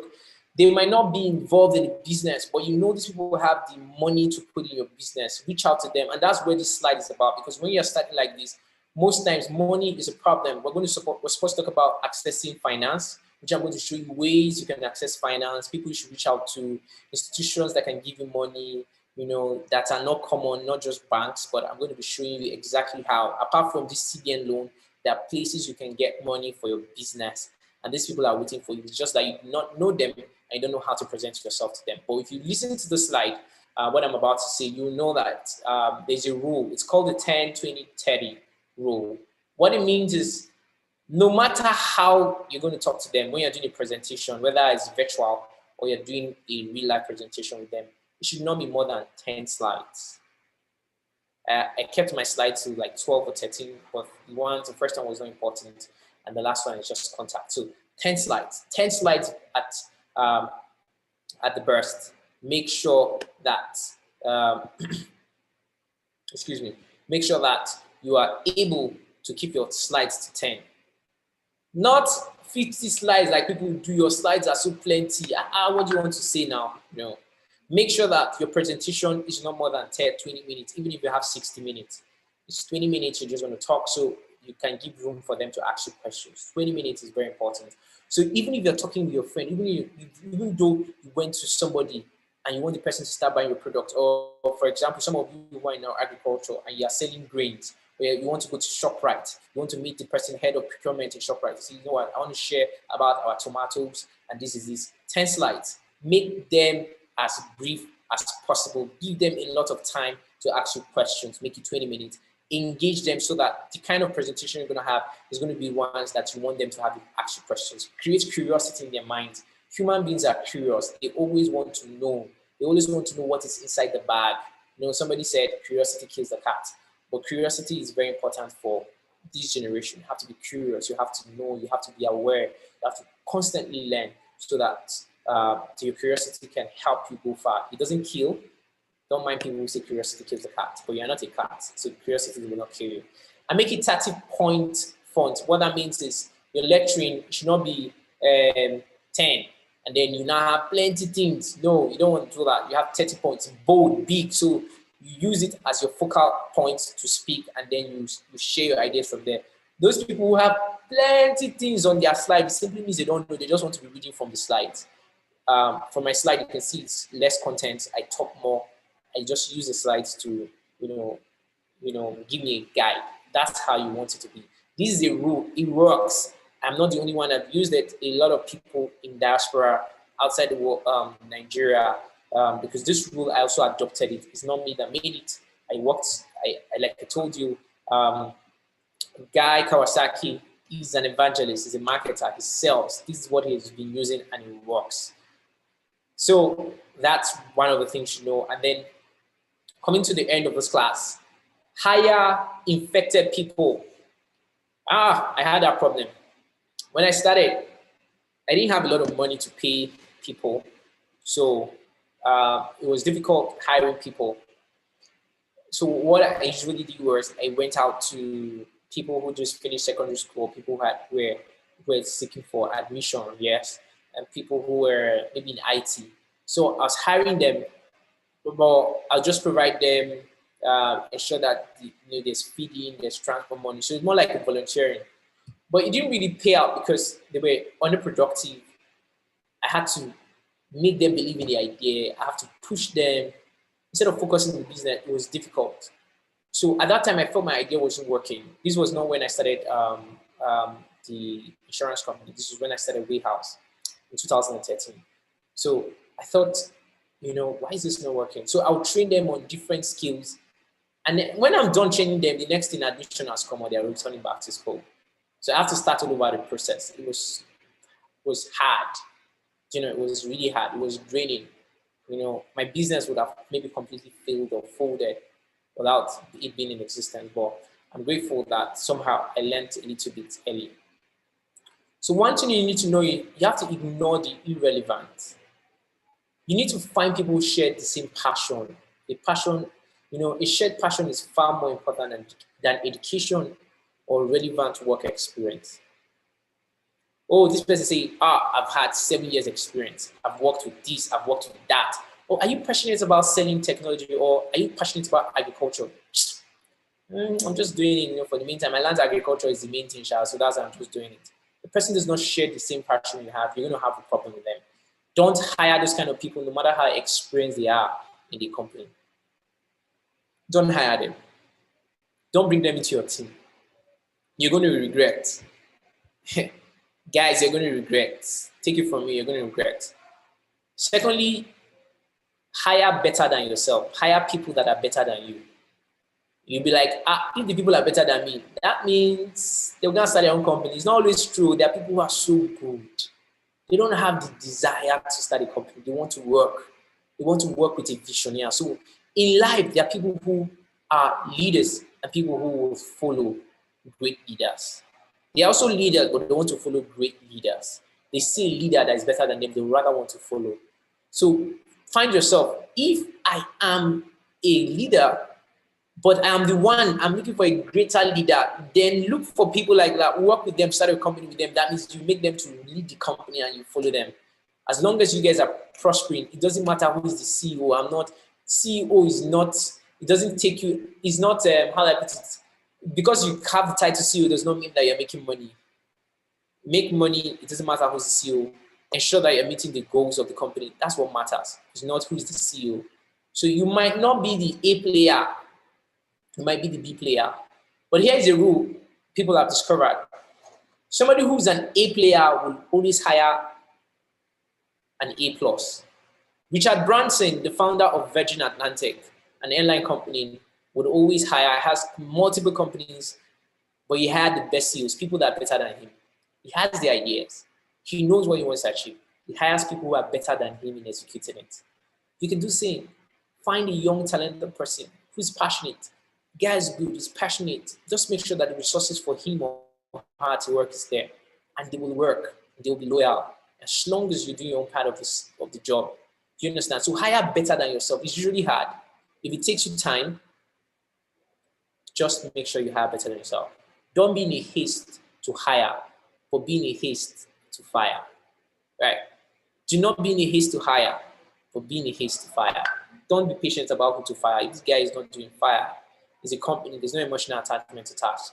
Just that you do not want to complicate the path of where this vision is going to. So, guy, you no longer leading the company. We've done this well, but right now it doesn't feel like you're going in the direction of the company. So you probably find another company that goes in the direction. I'm sorry, you can't work here anymore. Fire them. That's all. It might be hard. You don't know how to do that. Send them an email, send them a letter, or tell somebody to do that on your behalf. But don't keep them in your company. Fire. And lastly, do a shopping test when you're about to hire. What does that mean? For the ladies here, they don't understand. You go to a market or you go to a shopping mall and you see a product from far. Oh, wow, you want to go embrace the product. You like the product. You want to say, I need this product. I need that product. Right? That's how you respond to them. So this is a shopping test. If you see somebody who you've interviewed in a shopping mall, do you run to them and introduce yourself? Hey, my name is this. I interviewed you some time ago. I was hoping if you're still opportune to work with us. Or do you ignore them or you're trying to dodge them? If your answer is not the first, that means you're not going to hire them. So you imagine that if I see this person in the market, will I want to rush to the person and introduce myself and say hello? And if I'm not going to do that, there's no need hiring them. You don't say, we have this problem in Nigeria. People say, getting the right people is hard though. Oh my God, it's hard. You can't get the right people. All these people are just disloyal people. They want to steal from you. They want to do that. That's true. A lot of people like that. But you can still also hire the right people. People who can do the job. People who are passionate in the job. You can find them. You can be patient enough. You can find them. I don't think you have to pay them all the salary in the world. No. Look around. Look around. There are always people who want to support an enterprise around you. I'm telling you, they might not wear the clothes that you think they should wear. They might not be in a suit. They might not be smelling as nice as you want. But they have the passion. They are ready to do the work. They're ready to put their hands, with your hands together and make the work happen. So you need to hire people that are infected. What that means, hire people, that are infected with the passion. Not necessarily like you, better than you, right? So if you are the most intelligent person in your company, just remember that when you're not in that company is going to fail. You have to have people that can teach you stuff in your company. Yeah. Any question before I move to our second to the last? Okay, we have one more slide. So in this slide, there's what is called lower barriers to adoption. It means whatever you are doing in starting a business, make it very easy for people to buy your product. Don't tell them, go to the website, fill this form, do that. After you have filled this form, come back, call me. They're not going to buy. Just make it so easy for them. Let them just be able to buy your product fast, easily. Lower the barriers, even if it's you taking it to them to pay the money to buy the product, make it easy. Make it very convenient for them to be able to buy a product easily. That's a very important rule, right? That's a very important rule. I'm sorry, I'm testing. So that's a very important rule. You need to lower the barrier for them to adopt your product or your services. Don't make it hard. Make it very easy. Which I'm going to making it very easy for you guys in a short time. And lastly, hey, you're going to meet people that will tell you idea is freaking freaking, nonsense. It doesn't worth it. Leave this thing and find a job. It's not going to work. They call them boozers. They say, don't let the boozers grind you down. You're going to find them. They are people who are going to tell you your idea is not worth it. In short, they're going to be people who you look up to. People who you look up to, not people who you look down on. People you look up to, people who are successful, people who are good, people who are rich. Because you always have a connection between people that are rich, how they look, how they dress. So you feel that because they look and dress well means they are smart. It doesn't mean that. Because they look good and dress well does not mean they're smart. So avoid those kind of people. You don't want to be talking to them. They are grumpy, cynical, they shoot down on you. They just tell you because they feel that they've arrived and they feel that, oh my God, what do you know? You have no idea of what I know. So don't come here talking to me. That idea is not going to work. I've done that idea before. It did not work. You failed. No. If you believe in it, if you've tested it, you have a prototype of it, you're getting the right feedback, that is a lot asset you have. Going in the right direction, you're going to succeed. When Amazon started, people did not believe that it was going to work. We felt, who's going to order things online? In short, you're even talking about a book online when there are lots of libraries or bookshops around in the street. Nobody's going to buy a book. Amazon, we talk, Jeff Bezos, don't try this isn't going to work. But at the moment, Jeff Bezos started Amazon. And Jeff Bezos is the richest man in the world, worth billions of dollars, right? Do not allow anyone to look you down. I want you guys to be able to dream and see possibilities. And lastly, before I allow questions and feedback for this session is, please, I'm begging you, please. I don't know, I think I should beg you. Should I beg you? No, I won't beg you. If you want to make it in life, if you want to succeed in life, there's a rule. It's called OPM, other people's money. There are people who do not know what to do with money. There are people who are scared of failing with their money. There are people who do not want to even give up their money. But that's what they do. They don't know that's what they're doing. They take their money to the banks. The banks gives them 0.5% interest rate in a month. That's not enough to, because sometimes in a year, fixed deposit, you get just 3 or 4%, right? And they give you that for a whole year because you don't want to lose your money. But they borrow it to somebody else, your money that you're afraid to lose, for 25%. What I'm saying is that banks do not have money. Bank uses other people's money to make money. So some people are they're big enough. Like maybe in the future, like me, I intend to have a bank. Yeah, so when I have a bank, you're going to bring your money if you don't want. Do you get it? And I'm going to use the money to do a lot of businesses. And I'm going to borrow people the money and I'm going to get interest out of it. However, the innovation we're going to bring in the banking as fintech, we're going to make that happen. But one of the things you need to consider is do not be scared of using other people's money. That's the truth. So a lot of people are scared of money, debt. When they just say, hey, debt. Oh, loan. I don't want to hear loan. No, that's how they took this person's house. So that's how you be hearing how they took. But you never know the person. Do you know the person that they took his house because he took a loan? There are. But the person must have defaulted. Or the person put it in the business he's never tested. He didn't do his homework well. So do your homework well. Sometimes, yes, life can go bad. But then this is an opportunity. Think about it. You might never be able to start a business if you don't use other people's money. But if you feel that, oh, it doesn't work for me, that's my mantra, I never use other people's money, that's fine. But I'm just saying, if it's because of fear, break the fear and start using other people's money. How you use other people's money, I'm going to talk about it in how to raise finance for your ideas. Some of you is not, you're not thinking of a lot of millions, you just need 1 million, 500,000, 200,000. That's easy money to get, right? It's easy money to get if you understand the rule of using other people's money. We won't talk about it. It has a lot to do with your credibility, your track record, the relationships you have. It's going to be easy for you to raise money from people, right?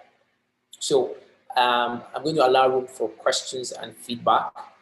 I'd like to know how you felt, what you give me the value you got from this section. Was it worth it? Yeah, did it help you shape on you? And then if you have any questions of such, I will be willing to respond. Yeah, and then we take a 30 minutes break. We'll come back for 1 more hour, and then we'll be done with this class. Yeah. So feedback. Do well. You can unmute your mic if you want to speak. It's basically allowed, and then. Priska, I can hear you. Good afternoon, Priska. Good afternoon, sir. Yeah, go ahead. Yeah, I have a question. I want to ask. Okay. Like you're into a business, and quite alright. Just like explain them. High value and low uniqueness, right? High value and low uniqueness. Yes. Yes, sir. How do you get to? I want to ask a question. Okay, for people that have a business, but they are in that segment of high value, low uniqueness. Yeah. How can one move from that segment to high value, high uniqueness? That's my one question. Okay. How can somebody move to high value, high uniqueness? Okay, that's good. How you can move to high value, high uniqueness, for example, I think you know that when I mentioned that, is you need to find a space where, yeah, I think maybe your network. You need to find a place within your business where there's an opportunity to bring meaning, to increase the productivity or better the lives of people, or to do something, change a wrong to right. Right? You need to find what you can do. That is value. That is high value, really. It's a huge asset in business that you're able to find exactly the problem of people. So let me use your business as an example. You're in the fashion industry, right? Now, in fashion, big bags you teach people. So for example, you teach people come to your business. What do you think is the problem? What exactly is the problem of the people? Is it that they want to learn how to make bag, or because there's no job? Is it that, it's not because there's no job, but I really want to learn how to sew bag because I feel that there's opportunity in this, right?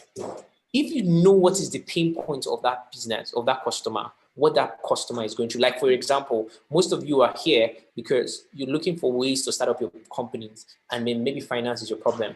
And if at the end of the day, I do not show you how to get finance for the business, no matter everything I say, it might be good, but it doesn't improve you, it doesn't make you better, it doesn't add value to you as much as you want it. So it's not going to be so valuable to you.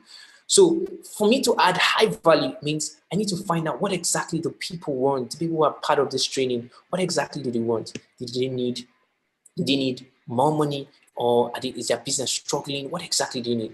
That's my work. So for you need to find out what's your pain point. Ask them questions. Why are you doing this? Those are people, those feedbacks are so important. Once you know it, find ways to create it, make it better, find ways to make their lives better. They will go ahead and they will become an evangelist of your business, talking about what you do. The people that buy your bags for you, why are they buying your bags? How do they want to feel? Are you selling luxury products? Are you just selling things that, just for fashion, just for use? I don't want expensive. I just want that.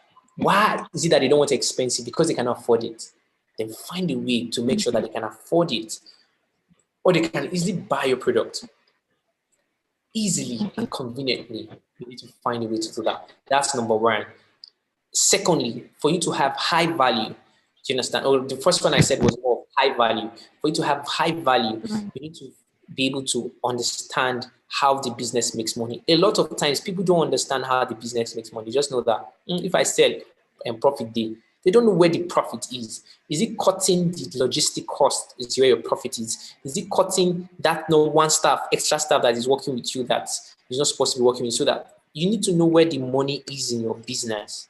Most people don't know where it is. So you need to find where you're margin in the business so you can have high value for yourself. So that because more money in the company is, most likely more innovation or more opportunity to do a lot of things because you have money.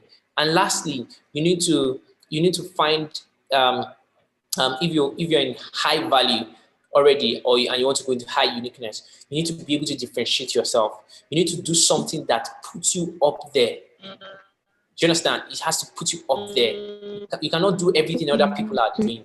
It has to be different. Come up with ideas. Find ways. Oh wow, I didn't know you can do briefcases. Oh, you do briefcases. This briefcase is made in Nigeria, yes. And I deliver in 1 day. How comes you deliver in 1 day? The other person delivers in 5 days. Say, you know what? I can even do 500 in 1 day. How do you do it? Innovation. You need to find ways to innovate in your business. So it will come to a point where you think. That's why, like I said, it's better you find a partner or somebody who's willing to go in the same business with you so that you guys will always rub your minds. The person might be very innovative or very creative. When you rub your minds together, it will be easy. But if you imagine only you are the only one thinking, you are the only one thinking, and you do not now have friends that are interested in those kind of conversations, you don't have you don't belong to the right cycle where you can talk about things like this and people can say, okay, you know what, and give you genuine feedback. That will not work, but this is what I think will work. This is how I see it. But then there's no harm. You can always try it. I think that's also very important for you to know. I don't know if I answered your question. Yes, I'm actually happy. Thank you very much, sir. But I want to say something. Okay, go ahead. Basically, I'm into teaching skills. Aside from selling bags and making them and selling them, I basically love the fact that I teach people how to do what I do. And I could see the excitement in their faces and the joy and everything. And it's brightening a lot of things on my own part. And I'm actually happy I'm doing it. But I'm saying that it's beyond teaching them skills. In fact, my first training that I started in the house during this pandemic, I basically asked them questions on why they want to learn what they want to learn, why they are here. And some of them answered to make money, some of them to just learn something. But I could see that the why was not really a strong one. And I don't just want to teach them skills and then maybe basically to make them understand that for them to make money, but just like you spoke about meaning, but for them to equally bring about meaning what they are learning, that as they are bringing about meaning, they are adding meaning to people's life, because that's what I like to say. And then the place of making money, that times you do things and then you end up not gaining. I can hear you, Priska.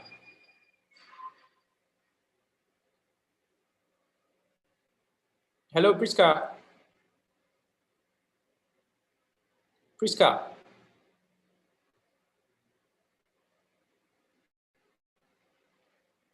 Okay, I think we lost Priska, but Priska, I think if I get you clearly, I understand. So when you teach skills, that's sometimes when people learn skills, they just feel learn skills so you can pay the bills. That's great. And I think that's one of the things that we must actually also change every time we have an opportunity to train entrepreneurs or people who want to become entrepreneurs. Money should never be the driving force, but money is good. The only reason why we say money should not be driving force is because the desire making money gives to you is not as strong as the desire, purpose, or meaning gives to you. So there's a point where you want to make money and then you're moving, and you didn't make the money, you quit. But there's a point where purpose gives you meaning. Is the point where you know that, you know what, I want to make money. I want to make money, but then I don't know, I just find myself doing this thing, even when I'm not even making a lot of money out of this, I just want to be doing this. So you need to be able to redirect your focus.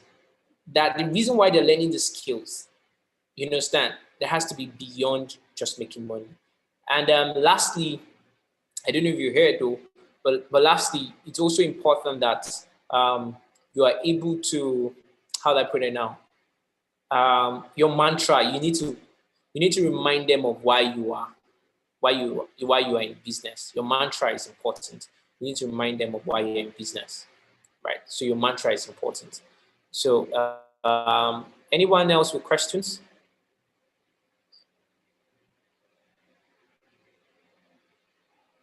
Questions? Anyone else? Kosi. Your network has been quite bad, goes off and on. You have a question? Paul? Barnabas?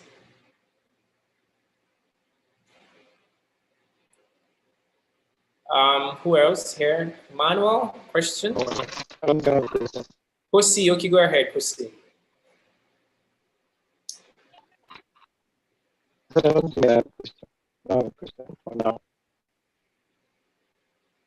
We can hear you very well. Can you hear me? Yeah, we can hear you now. I said I have a question for now. Okay, Kosi, good to have you.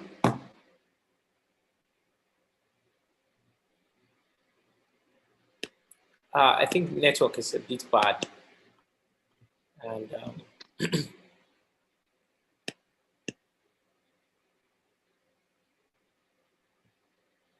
network is a bit bad.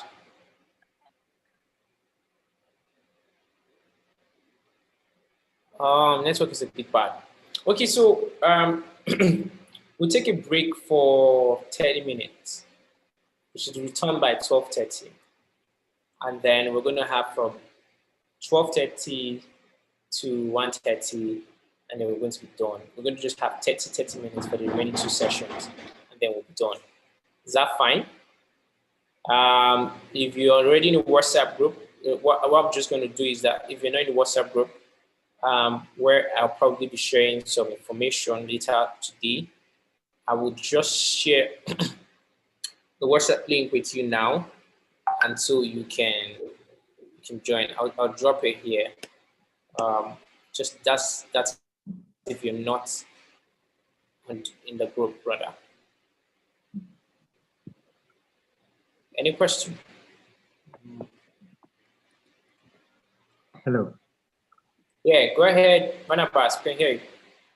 I am not trying to ask a question. Just draw your mind back. You said 12:30. Check out your time. It should be 1:30. Oh my God. I didn't know we spent a lot of time. Okay, so can we just have 15-minute break instead of 30 minutes? Just 15 minutes. 1:15 will be back, so we can still be done by say 2 o'clock. Is that fine? Can I get a response? It's okay by me. Okay. It's okay by me too. Okay, thanks. Thanks. So I'll just drop the link here for those who have joined the group. So in case they want to join the group, where I'll share some other details that I'm not able to share here. Yeah, so this is the group link here. I'll just drop it in the chat. Yeah, so that's what you just do to join, and then I can pass out the information in the main group.